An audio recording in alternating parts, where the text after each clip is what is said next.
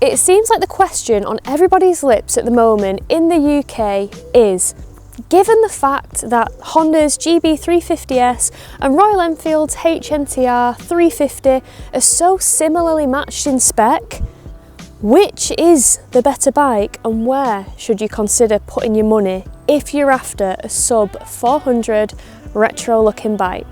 Well, today I have the task of taking out both bikes, giving them a ride and sharing with you guys my opinion. I am, however, gonna add into the mix a 350 wildcard. The bike is the Voge 350AC and it's a little bit different. So it has double the cylinders, double the power, but isn't too dissimilar in price. So without further ado, let's hop on them and give them a ride.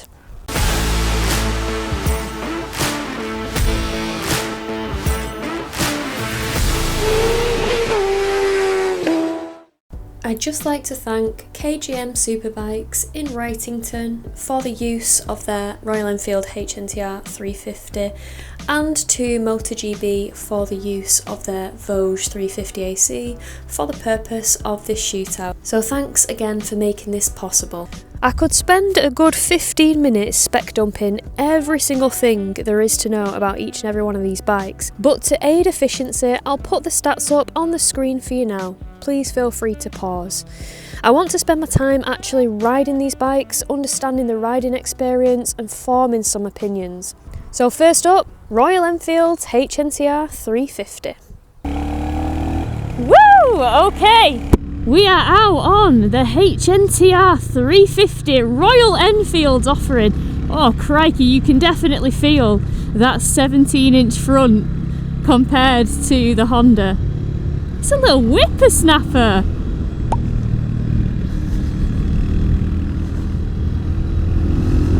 Oh, the sound as well, it's got a beautiful burble to it. So, first thing that I want to talk about is the cockpit, the dash. What are we looking at? Well, we've got a circular design. It's nice and kind of classic looking. So the information is nice and clear. We've got our fuel that goes around the top. I don't believe it has a range countdown, but one of the beautiful things about this is we can press the I button and find out. So this bike has similar horsepower figures to the Honda, the GB350S. We're working with 20.2 as opposed to Honda's 20.7. You know, we've got slightly less torque on this, but it feels negligible. So the cockpit feels, I don't know, slightly more older school, more classic-y, more retro. Oh crikey, we're in a 30, let's drop it right down, there we go. Brake's pretty good then. Took it down to where it needed to be. But yeah, the switch gear, I really like the switch gear on this. I love that little plastic thing toggle that you've got to switch. I don't mind the offset circular dash. I kind of like how the speed's displayed on this, it's quite nice. Again, like with the Honda, we don't have a rev counter on this. Okay, so one thing that I've noticed on this bike, the clutch is a lot heavier than on the Honda. Right guys and girls, we've got a national coming up, so I've got nothing behind me. I'm going to stop and I'm going to see what the gearing's like. Let's go. So we set off, first gear, 30, just shy of 50, second gear. I think that's quite comparable with the Honda in terms of gearing, but we'll just refresh our memory when we jump on it in a moment. Double check this car hasn't just left its indicator on, which it hasn't. There we go. So, yeah, gearing I think is very similar. I've got to say the handling of this, so the suspension is definitely softer, I would say, than the Honda. That has firmer suspension for sure. Like this just feels a bit more bouncy, like a bit more, you know, more like it'd be at home just kind of pottering as opposed to like really spanking it around. Although I don't doubt that it could do it. I mean, we have a 17-inch front and you can definitely tell it's got a smaller wheel just because of how quickly it turns. And brakes, I just got it down quite quickly then. Again, I'd say they're pretty similar to the Honda.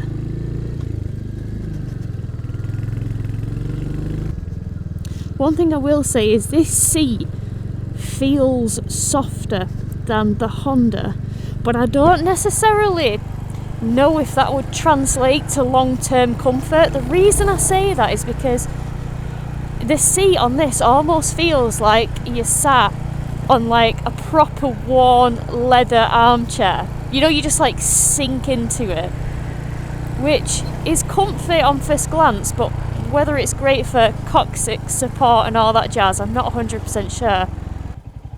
It's funny because the last time I rode this HNTR, I rode it around London and it was very trafficy, very congested.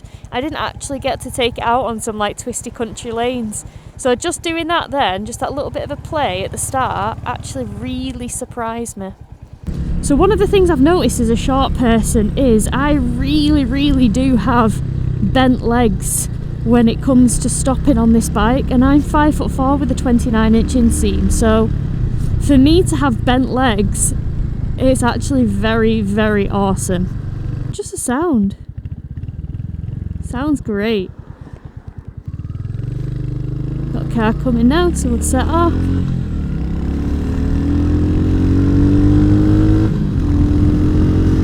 So we're in third gear, pinning it up to 60, fourth gear. Do you know what, it can shift. I feel like it's really fun working 20 horsepower. Right, this road's particularly bumpy. Suspension is definitely softer than on the Honda. I feel like the Honda would not have got that bent out of shape there. I was definitely preparing for it because I know the suspension on this is softer just by jumping on it, so I might actually come back on that road on the Honda and see how it handles those bumps, because those bumps aren't great for any bike, but yeah, we'll see. We'll certainly see. Anyway, put it in fifth gear. They've both got a 5-speed gearbox. I was like bucking Bronco, I love it. But yeah, 60 mile an hour, fifth gear, no problem. We'll slow it down because we got a bend, but we've got that small front just helping it out. Oh, it's got a lovely sound to it.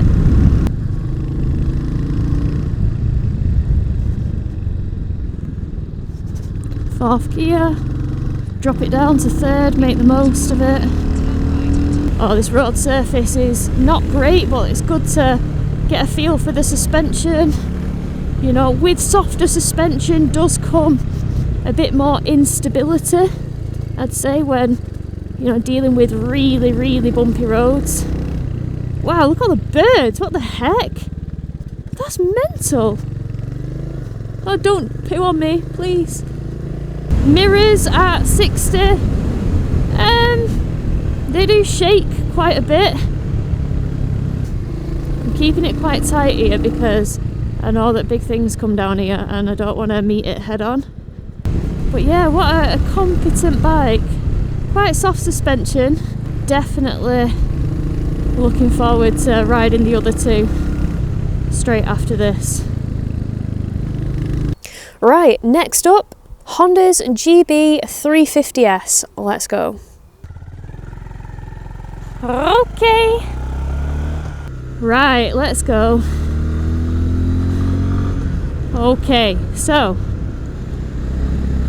power. It feels lovely.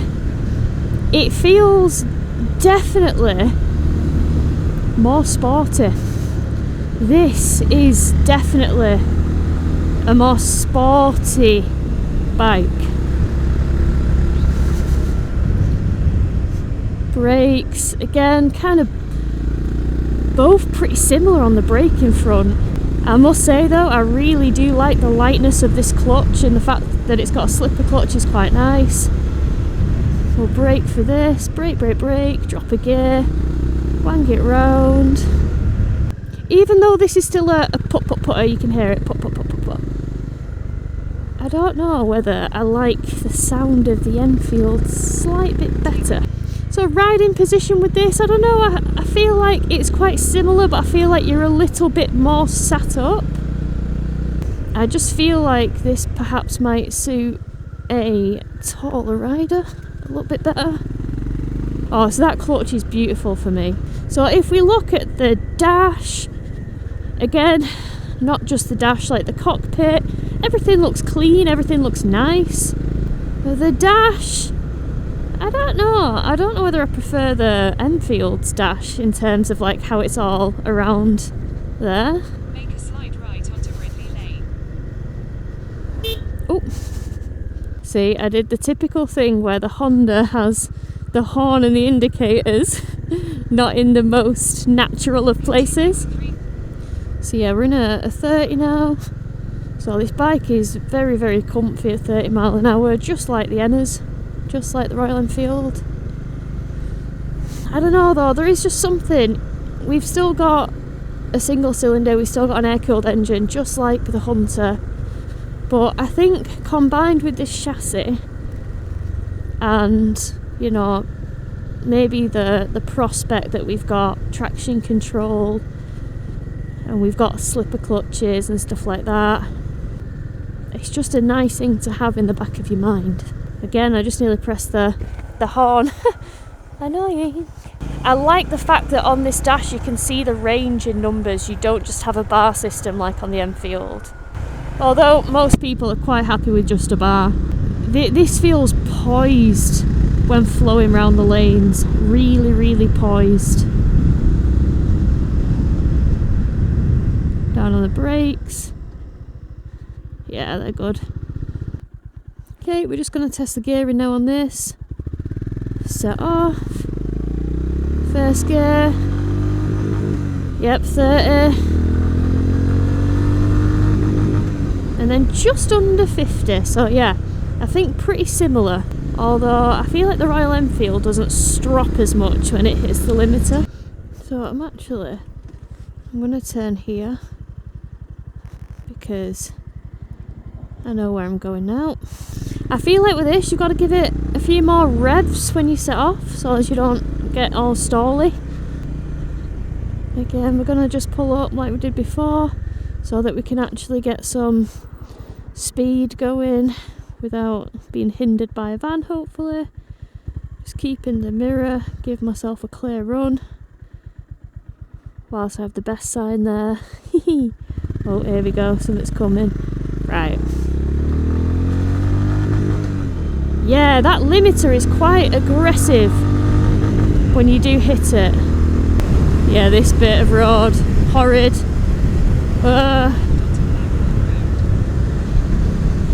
Oh, it handled it much better. That felt far less scary. Far less scary on this. I do love the lightness of this clutch. That is a big plus point for this bike. And the slipper clutch as well. Like if you just want to bang it down a gear, just bang it down, let that clutch out. It does not complain. I can imagine if you were a heavier rider, the softness of that suspension on the HNTR would be wildly exacerbated, exaggerated. This is a cool bend. You've got to be very disciplined with it. So third gear, similar to the Hunter. But of course it's to be expected because they're both 20 brake horsepower bikes.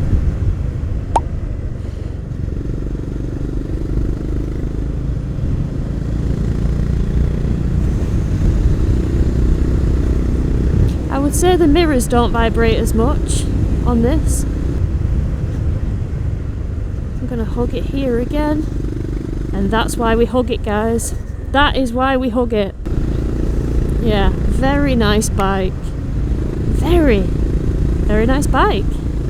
Finally, it's time to take out the wild card. The Voge 350AC. Let's go. Ooh! Okay, so we're on the wild card. So obviously this isn't directly comparable to the Honda or the Enfield. We've included this as a wild card because it's a 350, or actually more specifically a 322cc. Oh my gosh. It's a handling machine, what the hell? This is in 4th gear. I feel like I'm in 2nd gear just because of how much like power it's got compared to the other two. We've got double the horsepower, we've got double the cylinders, but man, this feels revvy. Oh yeah. Wow. This has shocked me. This has shocked me. So of course this is just a wild card because, like I say, it's 350, the clutch, oh, super light, love that about it. But yeah, it's the wild card because even though it's probably more comparable to the Triumph Speed 400 in terms of power, and I'd say, you know, the NK 450 that I rode recently, I am seeing people compare the GB350S or the HNTR. I'm seeing them compare it against the Speed 400, which again has 40 brake horsepower, so you know, at least this is a 350. But yeah, I feel like, oh yeah, this is quite a tight one from memory. 5th gear, what the hell? What would it be like in 2nd? That's 2nd gear, 7,000. What the hell? This is wild. I did not expect this. Obviously I'm getting very excitable because we're working with more power, but it's a freaking screecher.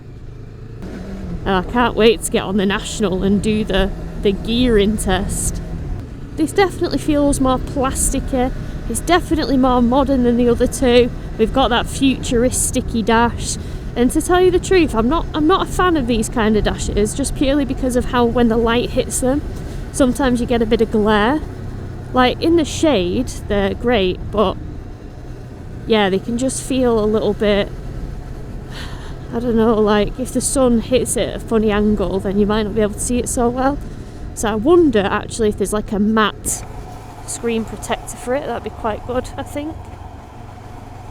But it's quite big, all the information's there, but my mind's just struggling to get over how this bike sounds in 2nd gear.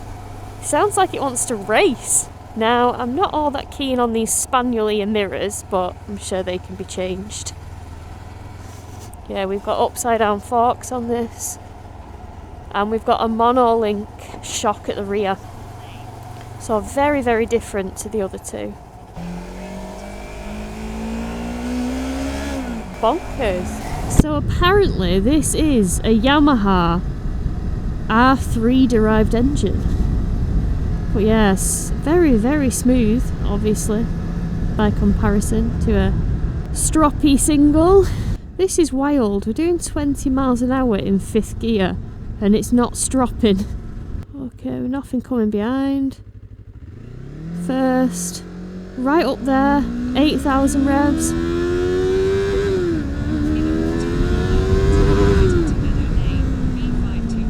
Like, it screams with it. It sounds so racy. What the hell? I just didn't expect it. Clutch so light.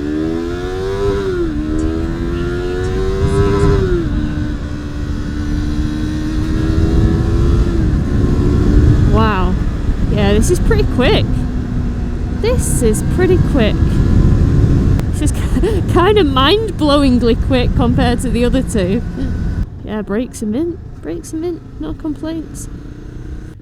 Just can't get over how racy it sounds. I just absolutely did not expect this. It's actually bamboozled me. It's kerflunked me, it's flummoxed me, it's discombobulated me. Yeah, so actually the gearing on it, you know, around about 35 miles an hour in 1st, I think it was. You can tell me. And then like 50 in 2nd, but crikey, sounds like you're launching a missile. 6-speed gearbox on this as well. Hey, what a little beast. What a little beast. Okay, let's go. We've got big HGV coming now.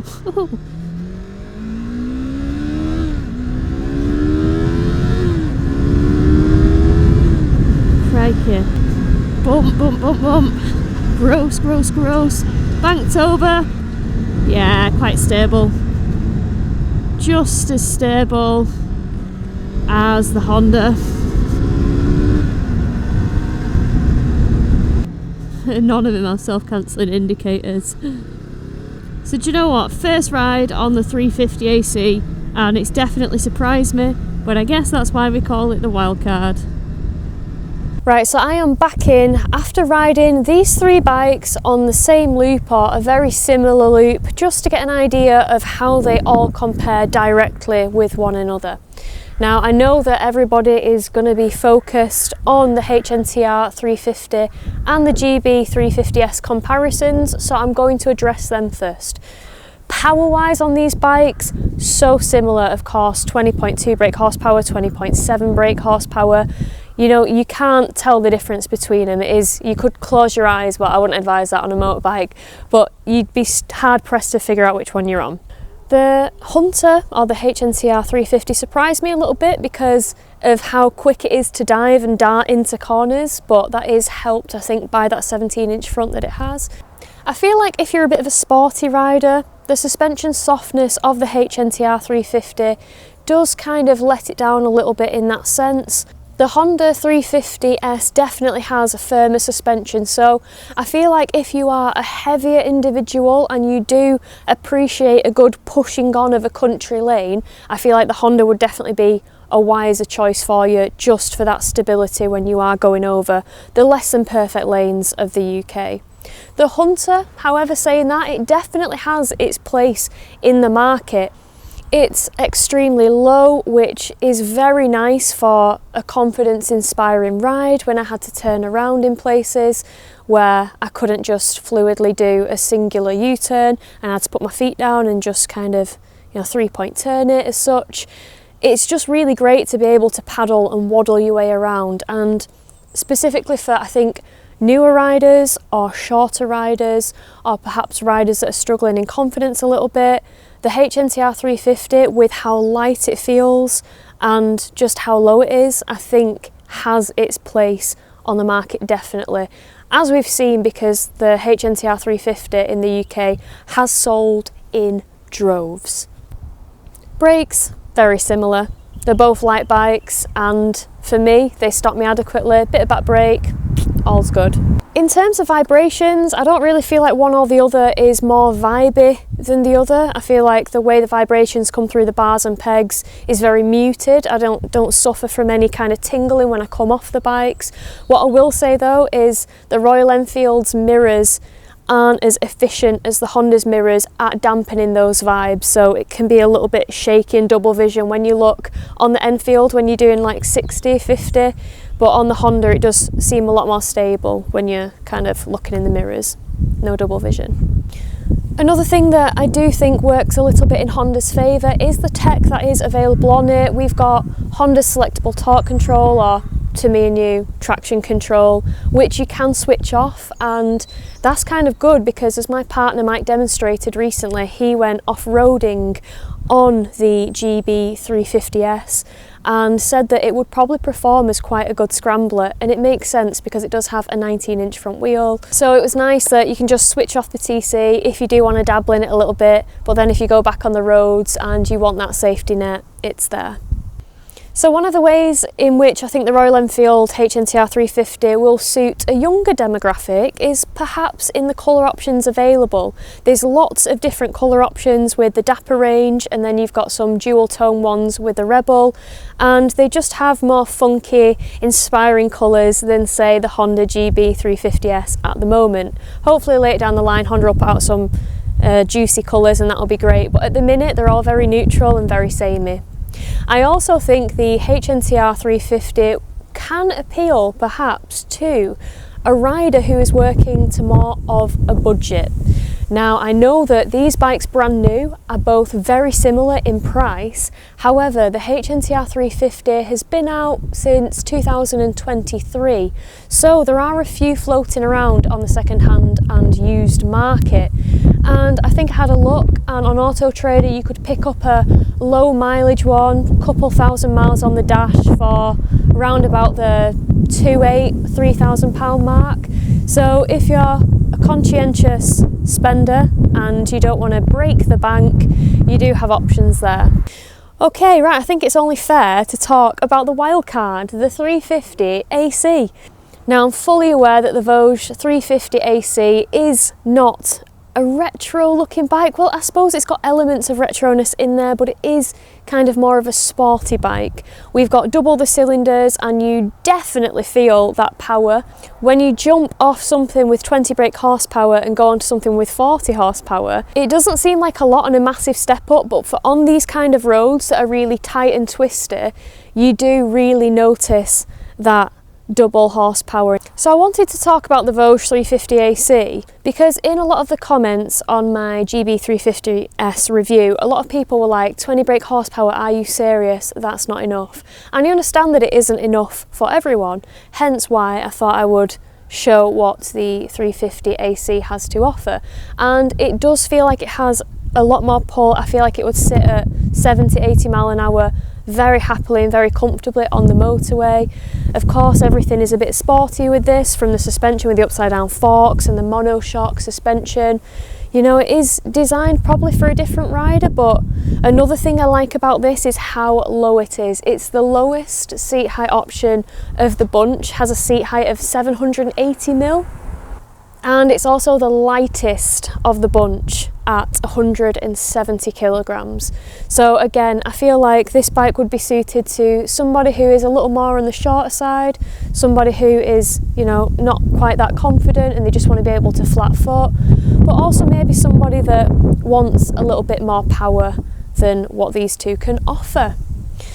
Well, guys and girls, I hope you have enjoyed this little shootout between all three bikes. I've really enjoyed filming it today. If you guys have any questions that you think have gone unanswered in this video, please do sound off in the comments below and I'll certainly try and answer them to the best of my ability. Right guys, until the next vlog, look after each other, stay safe, and I'll see you then.